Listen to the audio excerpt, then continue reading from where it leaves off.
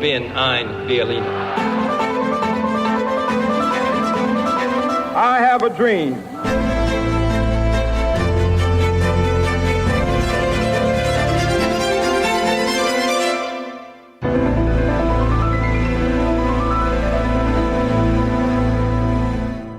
Olá, bem-vindos a mais um episódio de A História Repete-se, com Henrique Monteiro. Olá, Henrique. Olá, Lourenço. E comigo, Lourenço Pereira Coutinho. Hoje vamos falar sobre a tentativa falhada de golpe militar em Espanha de 23 de fevereiro de 1981, assim conhecida pelos espanhóis por 23 do F. Esta pôs em causa a ainda muito jovem democracia espanhola e foi protagonizada pelo tenente-coronel da Guardia Civil, António Terrero, pelos generais Milán del Bosch, comandante da região militar de Valência, e Alfonso Armada, figura até então próxima do rei Juan Carlos I. O que aconteceu então? Durante um fim de tarde e uma noite, o centro do poder político, governo e deputados, esteve sequestrado no edifício das Cortes por Terrero e os seus guardias civiles, que esperavam em vão pela chegada de um misterioso personagem que, alegadamente, iria pôr-se à cabeça do golpe. No Palácio da Zarzuela, livre de coação, portanto, estava o rei Juan Carlos I, que continuava com total liberdade de movimentos. A sua ação foi, pois, crucial para o desfecho da tentativa de golpe militar e constituiu talvez o momento mais importante do seu reinado. Antes de partirmos para a conversa, espaço para um enquadramento dos sucessos que conduziram ao 23F. Francisco Franco morreu a 20 de novembro de 1975, depois de dias de incerteza, em que parte do seu círculo próximo procurou que alterasse a lei de sucessão de 1968, que designou o príncipe Juan Carlos de Borbón como seu sucessor a título de rei. A 20 de novembro de 1975, Juan Carlos I tornou-se, pois, rei de Espanha, não como sucessor do seu avô Alfonso XIII e do seu pai, o conde de Barcelona, mas sim do generalíssimo Francisco Franco e do seu regime autoritário. Na altura, poucos apostavam pelo novo rei, a quem apelidavam de Juan Carlos el Breve. Contudo, o rei estava decidido a fazer uso do poder pessoal que herdara de Franco e da sua legitimidade formal como continuador do regime para iniciar um processo de transição reformista para a democracia. Logo em dezembro de 1975, Juan Carlos I tomou uma decisão crucial. Nomeou Torquato Fernández de Miranda, catedrático de Direito e seu antigo preceptor, como novo presidente das Cortes, que, note-se, ainda eram franquistas. O mote de Fernández de Miranda foi então, e cito, ir de lei em lei, através da lei, isto até à democracia.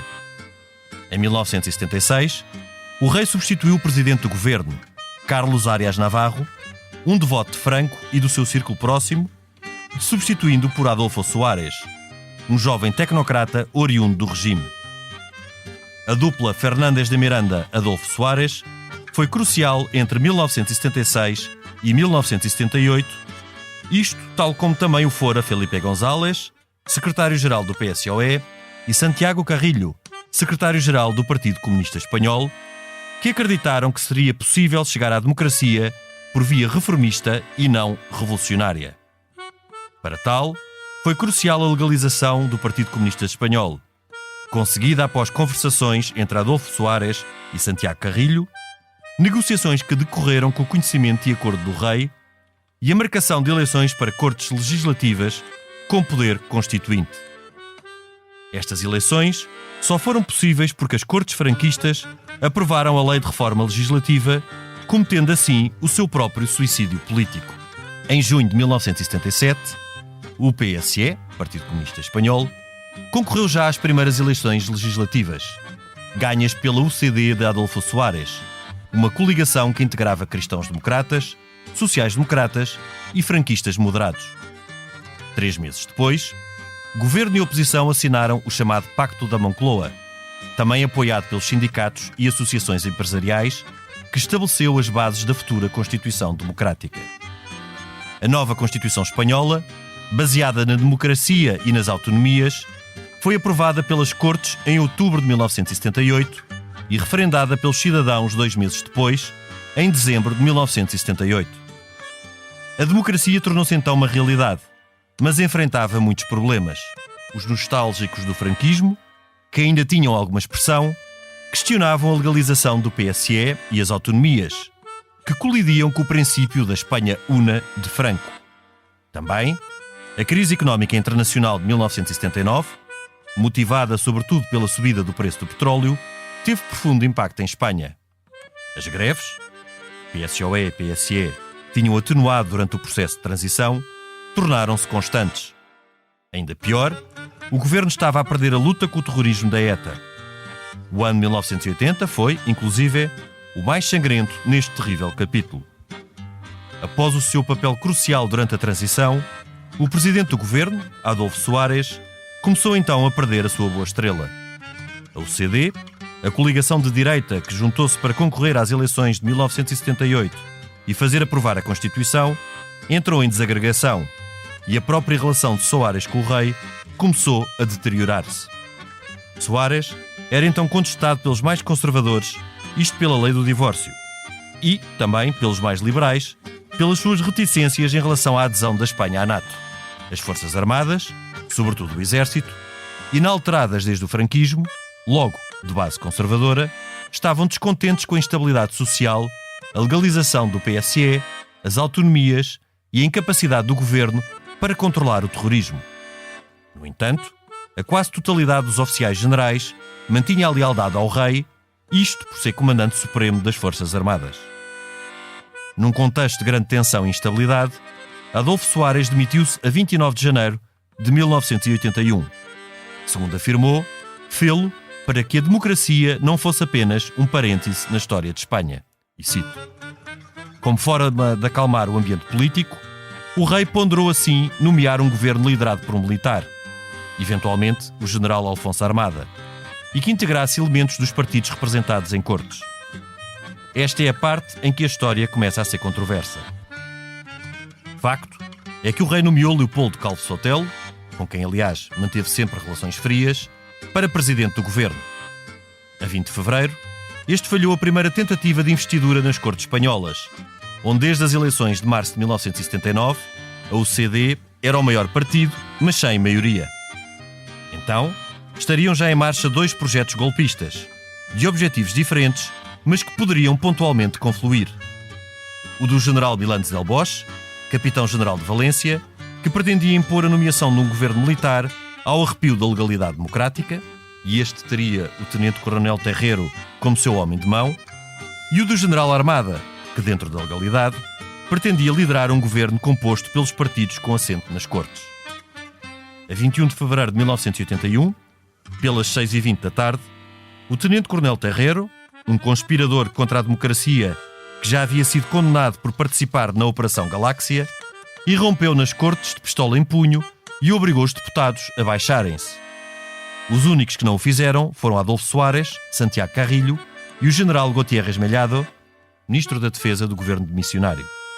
A partir de então, ocorreram intensas movimentações, que continuam polémicas. O general Milán del Bosch saiu de Valência à frente dos 50 tanques da divisão Maestrazo. Em simultâneo, o general Armada pôs-se em contacto com a Zarzuela, oferecendo-se para falar com os capitães generais das diferentes regiões militares. O chefe da Casa Militar do Rei, general Sabino Fernández Campo, proibiu de falar em nome do rei. Foi o próprio Juan Carlos I, como rei, capitão-general do Exército e comandante supremo das Forças Armadas, quem falou com os comandantes das regiões militares. Todos lhe obedeceram e nenhum saiu dos quartéis. A custo, Juan Carlos I conseguiu também que o general Milán del Bosch recuasse para Valência. Depois, falou pela TVE aos espanhóis, pronunciando as frases mais importantes do seu reinado. Passo a citar: a coroa, símbolo da permanência e da unidade da pátria, não pode tolerar que alguns possam travar pela força o processo democrático que a Constituição consagrou através da livre expressão do povo espanhol. Fim de citação. Terreiro soube da mensagem do rei e do recuo de Milán del Bosch apenas na manhã do dia 24 de fevereiro. Cercado e derrotado, decidiu libertar os deputados e entregar-se. A democracia estava salva mas as interrogações sobre o que realmente se passou não mais deixaram de colocar-se.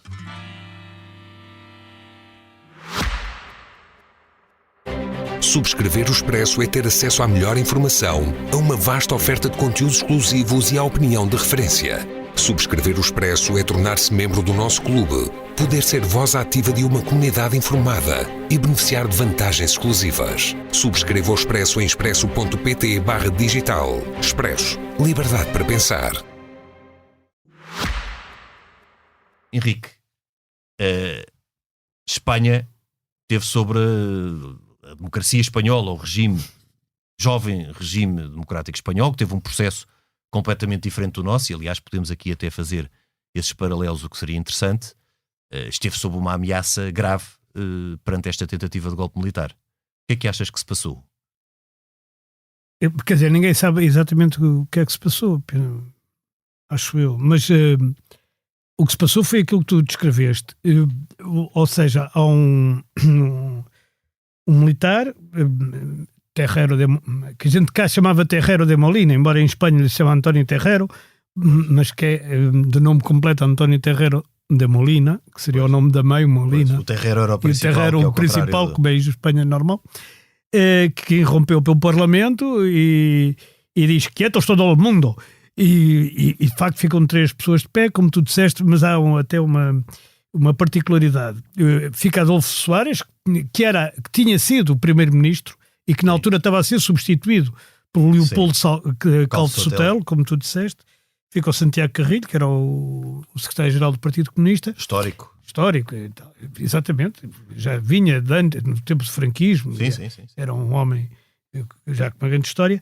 E fica o general Gutiérrez Mellao, que era não só membro do governo, como não só fica de pé. Ele dá ordens ao Terrero de Molina para se ir embora, porque ele é mais graduado que ele. Claro. E ele diz, não, baixa essa arma, ponha-se daqui para fora, que é um homem com uma coragem. Incrível, sim. Está incrível, está com uma arma apontada e diz, vá-se embora. Henrique, só aqui um parênteses. Os espanhóis assistiram a isso. Porque as televisões continuaram a filmar. Eu, aliás, era muito miúdo e lembro-me disso. As televisões era a TVE, só havia a TVE. Sim, as televisões era a TVE, sim. TVE. Então, sim, eles não filmaram tudo, mas filmaram durante mais de 25 minutos da entrada de Terrero. E então, eles assistiram a isto. Eu era um bocadinho mais velho do que tu, na altura, agora sou mais novo. Mas foste regredindo e eu fui evoluindo em idade. É tipo Benjamin Button. Mas a verdade é que eu lembro-me também de assistir a isto e verem-se estas imagens e de admirar na altura a coragem daquele homem, que é não só dele, como do Adolfo Soares e do Juiz e tal. Interessante os extremos, não é? Os extremos, ambos corajosos. Muito corajosos e fazer de frente. Agora, porque ouviram-se tiros. Exato. Não foi só dar mentunho. Ouviram-se quando o Gutiérrez Mellado diz ao Terrero para se ir embora, ele dá um tiro para o ar.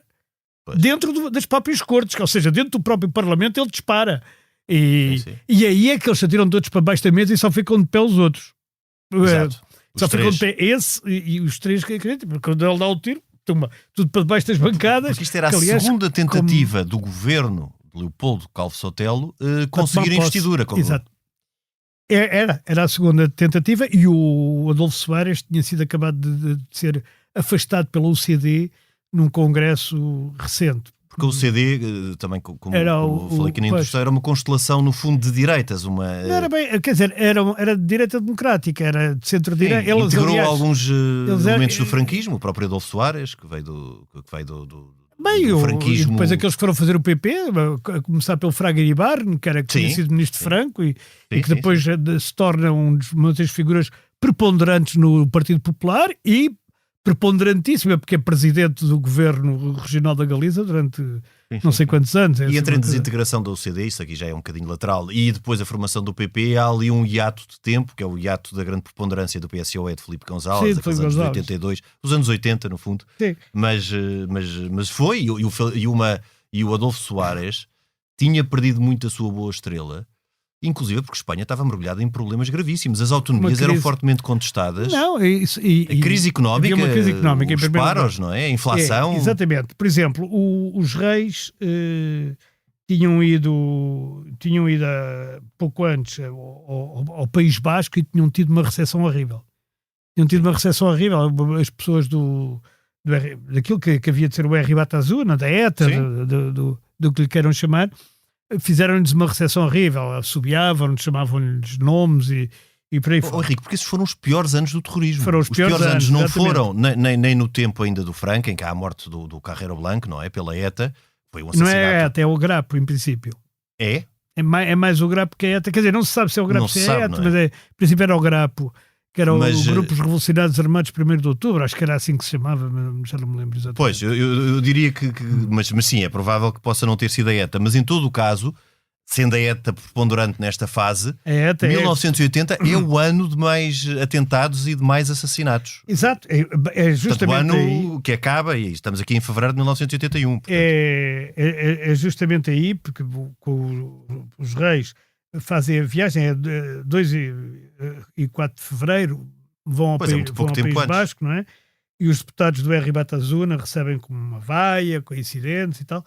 No dia 6 aparece assassinado o engenheiro da central nuclear de Lemonis, que provoca uma certa comoção, porque tínhamos deixado de ter o assassínio político. O Carrero Blanco era primeiro-ministro, quer dizer, o assassínio político de pessoas ligadas ao poder, para ter inclusivamente técnicos assassinos cirúrgicos de técnicos. Este aqui era um responsável, o engenheiro da central nuclear. E depois, esse tempo que tu estás a falar é exatamente depois da demissão de Adolfo Soares e antes da nomeação. E também aparece morto um industrial muito conhecido em Espanha, que era o Luís Sunyer.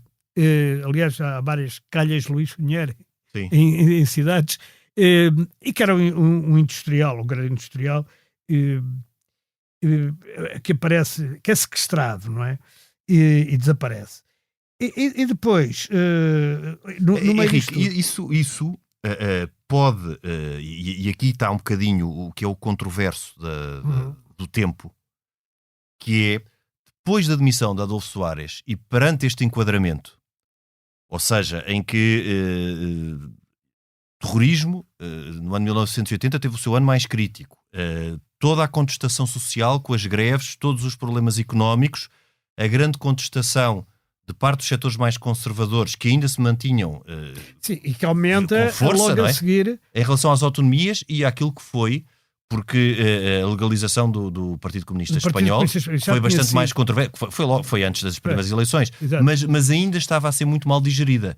Sobretudo no campo militar, e o exército tinha muita força. E depois há aqui um ponto muito importante. Mas os militares aí dizem que não se opõem, não é? Quando decidem legalizar o Partido Comunista de Espanha, para espanhol, os militares são consultados, curiosamente. São consultados. E dizem que não concordam, mas não se opõem. Mas em todo o caso, há aqui um papel muito importante, e eu acho que as coisas teriam tido um rumo diferente.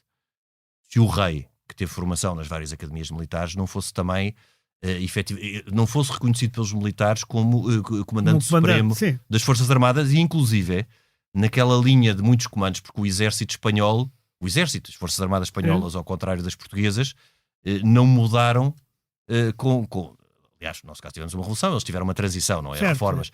E basicamente os oficiais generais eram os oficiais franquistas. Sim, mas não eram todos franquistas. Quer dizer, sim, eram os oficiais do tempo. Exato, do tempo. Muitos já estavam a começar a ser mudados, mas em todo o caso... Há aqui um caso ainda relacionado com o País Basco, deixa-me falar, que é, morre na prisão em Carabanchel, que é aquela prisão à entrada de Madrid, quem vai de Lisboa. Sim. Morre em Carabanchel um etarra, e isso que é um José Franco à guerra, ou José Inácio à guerra, penso eu, mas e morre, diz-se, de torturas infligidas pelos próprios militares. Ora bem, o que é que acontece? O governo destitui vários dirigentes da polícia e das Forças Armadas por causa desta tortura, acusando da Guarda Civil. Exatamente, a Guarda Civil. Terreiro era mesmo. E isso acontece porque, entretanto, a morte dele provoca greves gerais brutais no País Basco. E a seguir começa a haver um movimento muito grande de militares de solidariedade com os torturadores, com aqueles que tinham sido demitidos, enquanto o ministro do Interior fica completamente Sim, já estava de missionário. aflito, e há um jornal de extrema-direita que serve sempre nestes golpes, que se chamava El Alcázar. Já Sim. ninguém se lembra desse jornal. Alcázar é um nome mítico, não é? El Alcázar Guerra dizia Civil. que o governo mostrava a sua debilidade total para saber lidar com uma Espanha unida. Isto não tem nada a ver com a situação atual, mas Sim. uma total para lidar com a Espanha unida, e portanto começa a apelar ao golpismo. E é na sequência destes apelos ao golpismo que de facto o Terrero lá aparece, mas ele aparece a dizer que está à espera de um oficial. Uma figura, tal figura que nunca apareceu. Não, pois ele nunca chega seria? a aparecer. Aparece... Porque aí é que está a questão, porque o Terrero e estas três figuras, estes três protagonistas, que são os visíveis, os mais visíveis, e os que são condenados a 30 anos de prisão, Exatamente. depois posteriormente pelo Supremo Tribunal, estas três figuras encaixam-se de forma diferente. Ou seja, o Terrero era um golpista, já tinha feito, era um homem de mão, não é um voluntarioso. 7 meses preso. Depois da Operação Galáxia, que tinha tentado prender o Adolfo Soares. Certo. E aqui, a ideia do general Alfonso Armada era muito diferente da de Milán dels Bosch. Aliás, eles eram um tipo de generais muito diferentes. O Alfonso Armada era claramente um general político, e o Milán dels Bosch era um general da ação. Ele era o número 2 do Estado-Maior do Exército, o Alfonso Armada. E tinha sido preceptor do rei. Exatamente. E o outro é um capitão da 3ª Região Militar, que é Valência. Que é Valência, que era capitão-general, portanto tinha uma divisão... Era tenente-general. Sim. O outro era general de divisão. Mas comandava as capitanias generais, como estavam divididas... cada comandante da região militar. E esses dois são de facto condenados a 30 anos. Mas, Henrique, o que é aqui importante nestes dois? É que quando Adolfo Soares se demite, e aqui está a controvérsia, o rei, sendo Espanha uma democracia parlamentar e um regime parlamentar, o que o rei teria era que nomear, não podia demitir as cortes, não tinha a faculdade como tinha o presidente cá, como tem o presidente cá. Portanto, iria nomear um novo chefe do governo. E é aí que o rei hesita em quem nomear e pensa, é provável que tivesse pensado na possibilidade de um oficial-general que lhe era muito próximo, como este Alfonso Armada, mas à frente de um governo, ou seja, liderado por um militar para tranquilizar o exército, mas à frente de um governo que integrasse os partidos políticos e que refletisse o que era a representação partidária em cortes. Tinham existido eleições em 1979, ganhas pelo CD, que era minoritária nessa altura. E, ao que parece, porque depois este inquérito também é bastante nebuloso, terá havido algumas insinuações do próprio Alfonso Armada de que estaria escudado pelo rei para estar ali. É ali uma linha de fronteira que não se sabe. Há 2 golpes simultâneos. Quer dizer, há 3, se tu contares com o do Terrero, porque o do Terrero é um operacional. O Terrero é um bronco. Aliás, o Terrero mandaram-no para a frente. Era um bronco. O Terrero não era tudo menos um estratego. Era um bronco. Sim, avançava. Era um sargento. Um sargento graduado. Muito graduado. Um sargento... Sem menosprezo pelos sargentos, mas sim, era... mas não era propriamente uma pessoa do Estado-Maior, ele era um tenente-coronel da Guarda Civil. Da Guarda Civil, nem sequer era do Exército. Disseram-lhe pelo avançar enquanto esperava por um... Mas depois havia 2 golpes diferentes. Havia o do Milán dels Bosch e havia o do Alfonso Armada. E o do Milán dels Bosch era um golpe tradicional, do meu ponto de vista. Era marchar de Valência para Madrid, não é? E...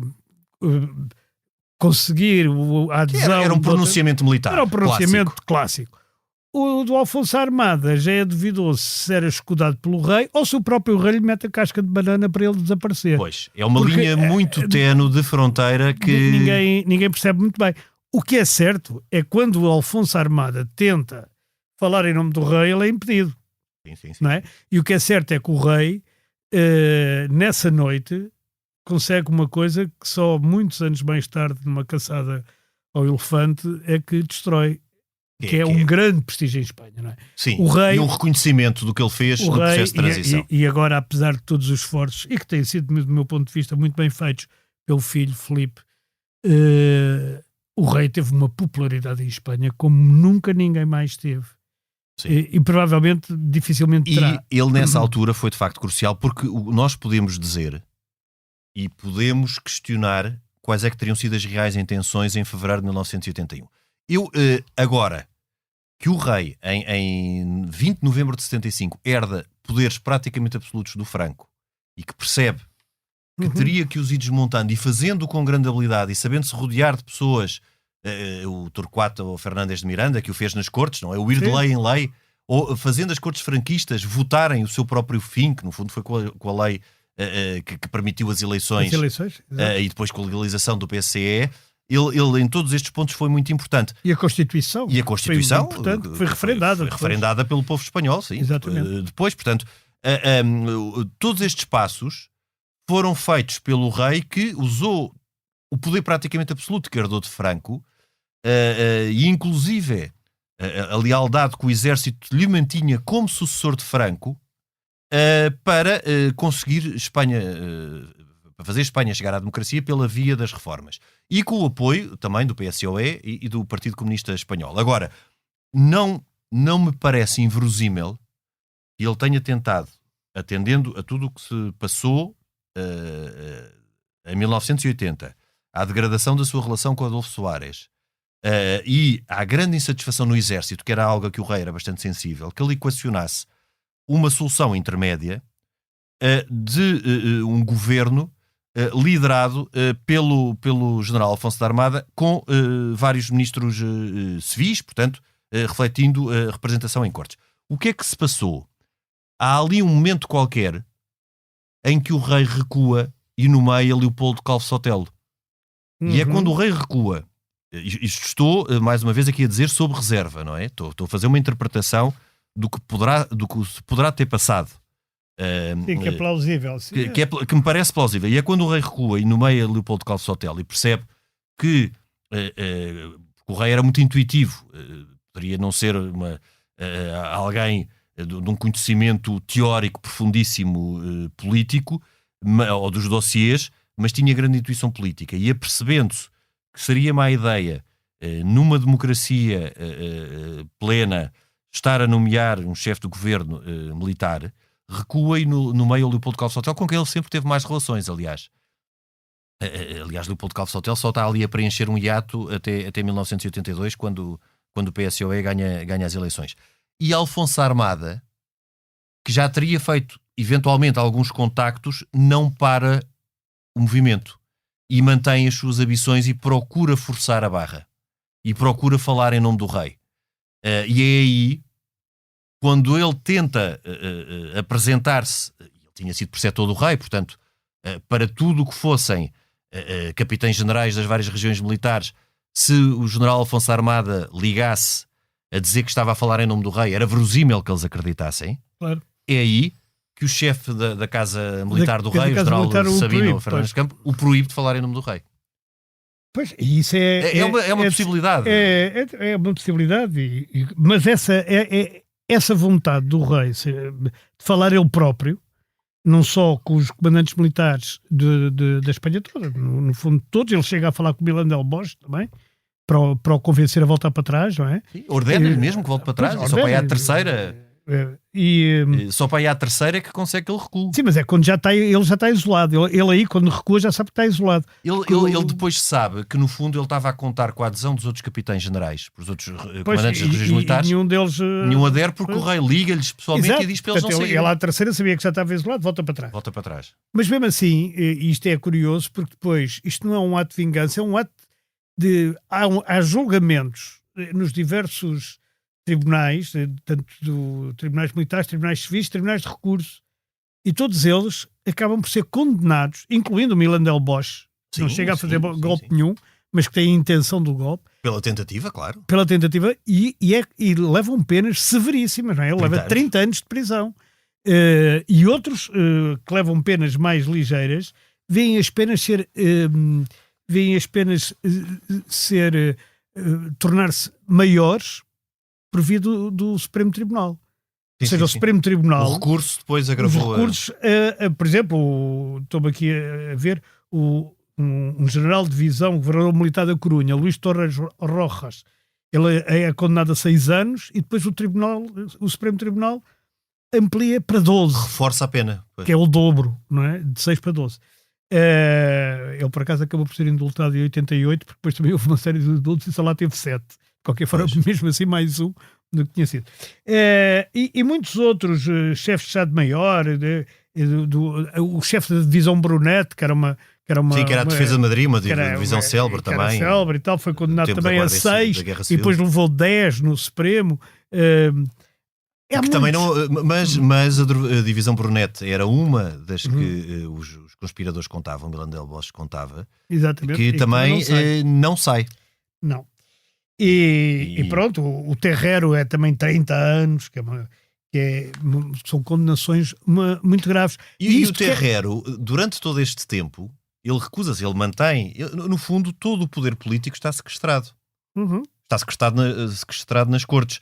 A única autoridade que mantém a sua autonomia é o rei. Pois. E mantém a sua autonomia realmente. O governo está nas cortes e estão os deputados todos. E, muito provavelmente, se Espanha fosse, e aqui é algo objetivo, se Espanha na altura fosse uma república, fosse um presidente da república eleito, provavelmente também teria sido aprisionado. O rei tinha aquele estatuto ambíguo de herdeiro e sucessor de Franco e com a questão também. Portanto, neste caso concreto, foi um garante de manter a independência e usando, sendo um golpe militar, a sua autoridade como invocando a sua condição de comandante supremo das Forças Armadas. O que permite também...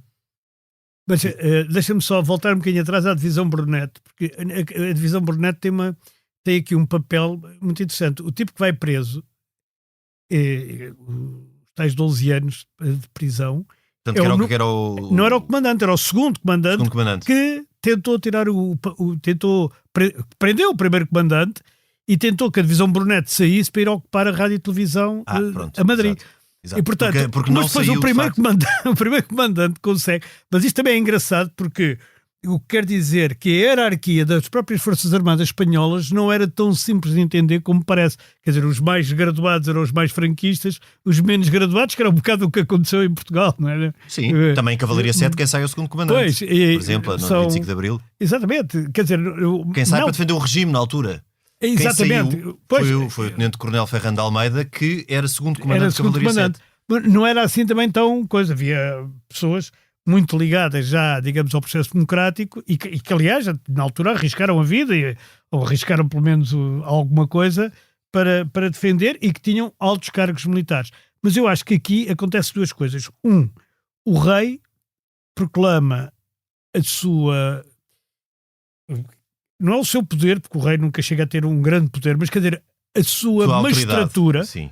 A sua magistratura, o seu comando sobre as Forças Armadas. Sim, isso foi fundamental. E a sua popularidade. E a segunda coisa que acontece é que o poder judicial aparece como sendo um poder independente do resto e sobrepondo-se ao próprio poder militar. Portanto, o poder militar submete-se finalmente ao poder civil, sim. que é uma coisa que nunca fica muito clara entre o fim do Franco, que era ele próprio militar, generalíssimo, como ele se auto-intitulou. Generalíssimo, caudilho, tudo. E o 1981, fevereiro, que é quando 23, que é quando acontece este golpe. E a partir deste golpe, sim, as Forças Armadas espanholas ficam definitivamente, submetidas ao poder até civil. hoje, submetidas ao poder político. Henrique, lembra-te que na altura Espanha nem sequer pertencia à NATO.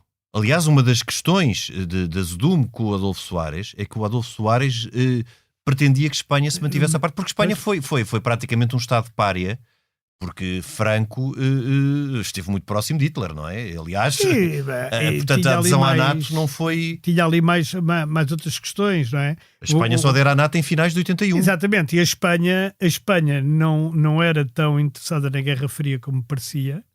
Exato. E porque tinha o exército todo orientado contra Marrocos, que é uma coisa que... Isto é uma coisa que é extraordinária. Espanha vivia para defender-se de Marrocos. Porquê? Porque o Franco, aliás, tinha sido comandante das campanhas em Marrocos. E ele organizou assim o exército espanhol.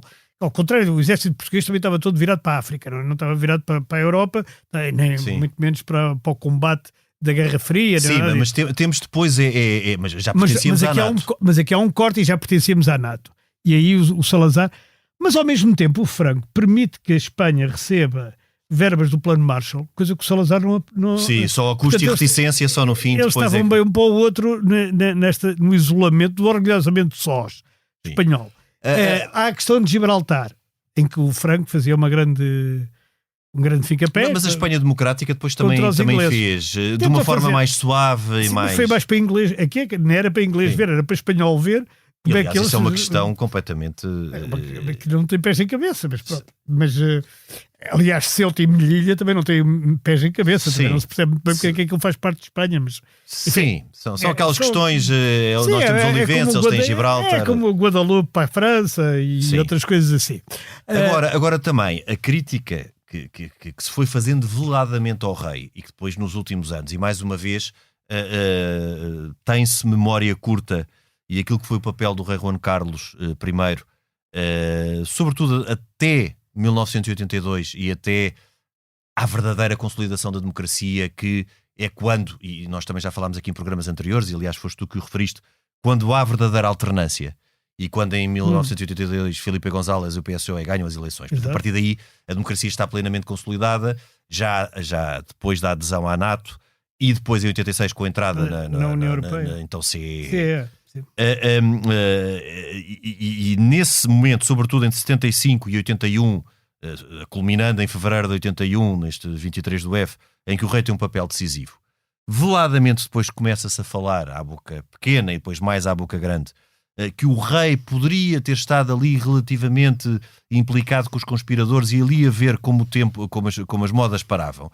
Parece muito difícil que alguém que tem todo o poder e que gradualmente o vai transferindo e vai apoiando um processo democrático, apoiasse, por exemplo, um golpe do general Milano Zell Bosch para marchar sobre Madrid e para impor um governo militar. Quer dizer, não me parece que isso faça qualquer sentido.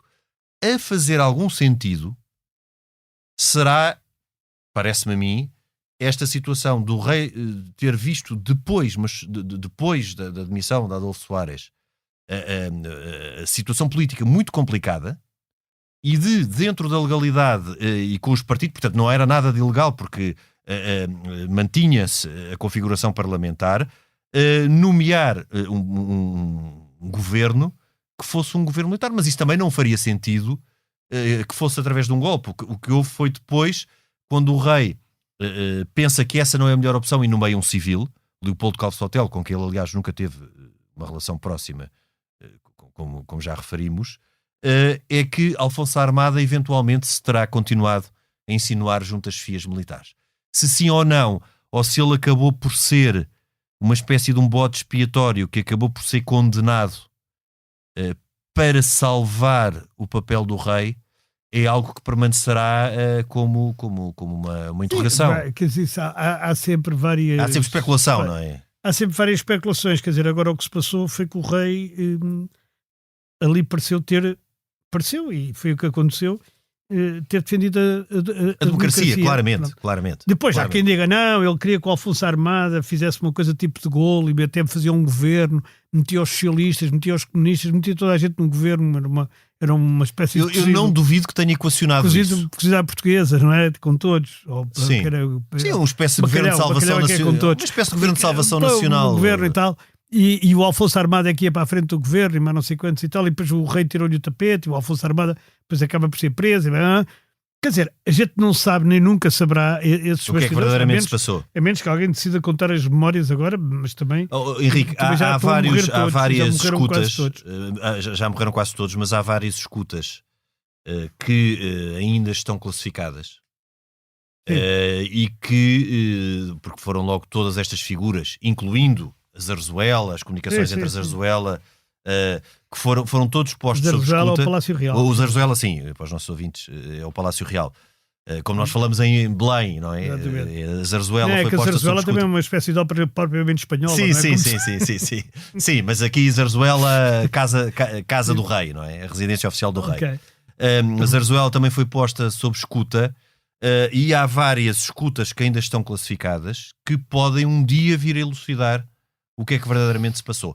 Como eu digo que o rei... Tu escreveste uma coisa grande para a revista de Expresso. Sim, há 2 anos sobre isto. Há 2 anos sobre esta matéria. Foi exatamente quando fez 40 anos.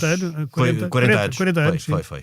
Foi. Em que justamente estive a ver essa questão do que estava classificado. Pois eu lembrei-me disto porque tu começaste a dizer ainda está coisas classificadas e este homem andou a tentar desclassificar. Desclassificar sem grande sorte. Sem sorte. Não, porque isso é interessante, não é? Claro. É interessante agora que todo o processo espanhol foi um processo diferente do nosso.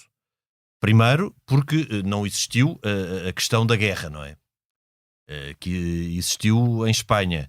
Depois, porque nunca houve um golpe, mas é interessante, e agora aqui um paralelo que eu me lembrei.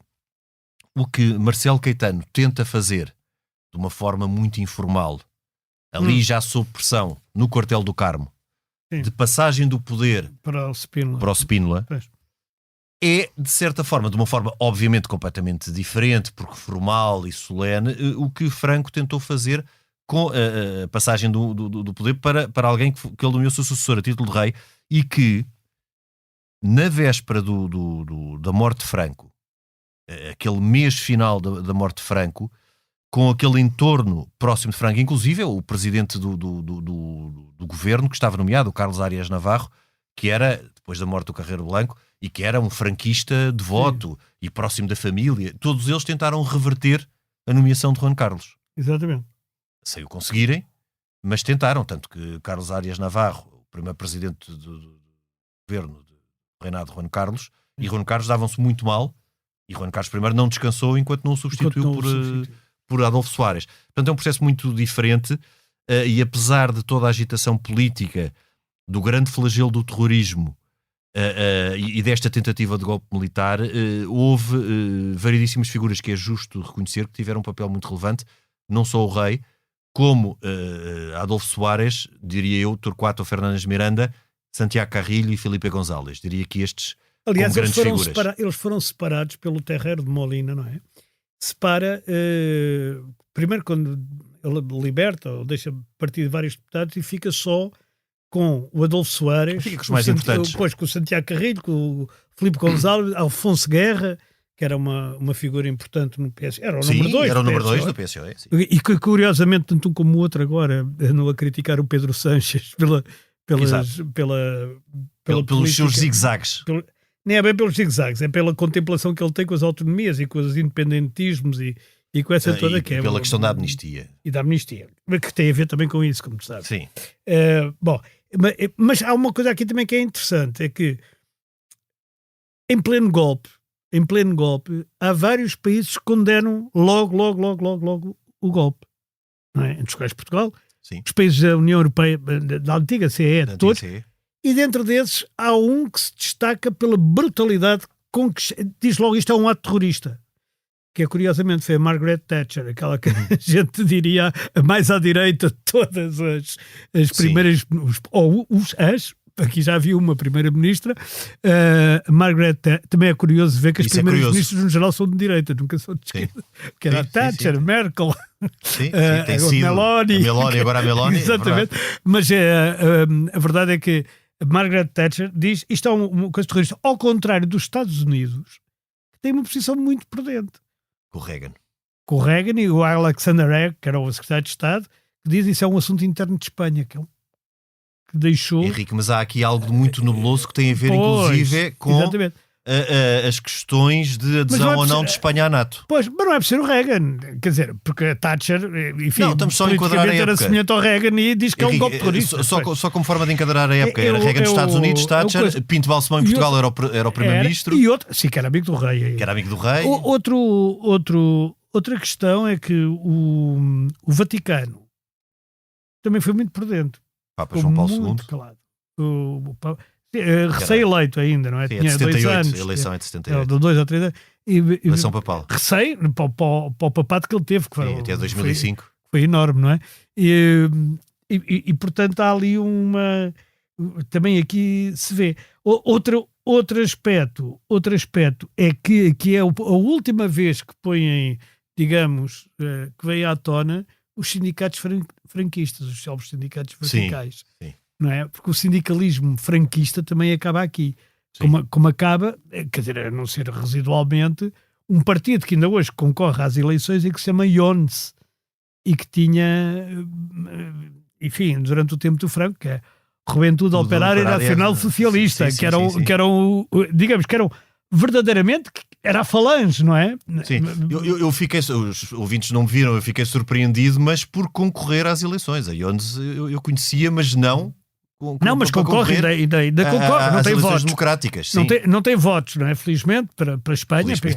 Não, e também isto também é interessante para ver também, quer dizer, nós temos hoje uma linguagem, por exemplo, a gente diz, o Vox é um partido fascista, então e o IONS é o quê? Quer dizer, é hiperfascista. Quer dizer, bom, mas isso faz parte do combate político. Faz parte do combate político. Aliás, mas a IONS faço essa distinção de fascismo, populismo. Eu quando digo a IONS é totalmente fascista, é que a IONS é mesmo fascista. É mesmo fascista, não tem... Por isso é que eu fiquei surpreendido. Não é como o Chega, nem como o Vox, que são populistas de extrema-direita, radicais, não sei a IONS é fascista, por isso é que eu fiquei surpreendidíssimo que concorresse às eleições. Concorre porque lá nunca houve uma política de proibir partidos.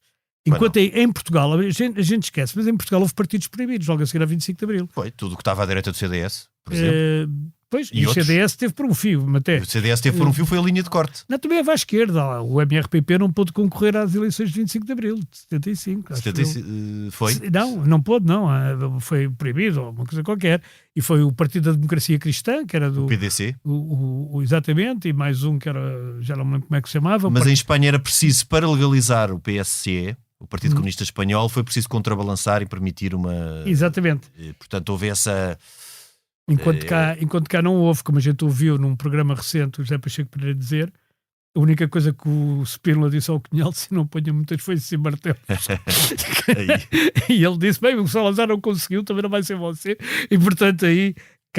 E com esta deixa, inclusive, para um próximo episódio, em que Pacheco Pereira estará cá novamente para a segunda parte da história do Partido Comunista Português, para acabar a nossa ótima conversa de há uns episódios. Nós até para a semana. A gravação e sonoplastia esteve a cargo de Salomé Rita.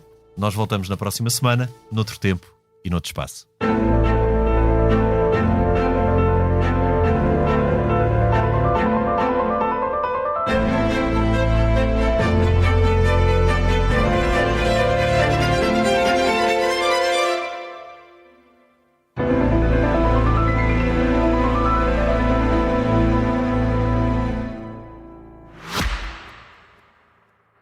Subscrever o Expresso é ter acesso à melhor informação, a uma vasta oferta de conteúdos exclusivos e à opinião de referência.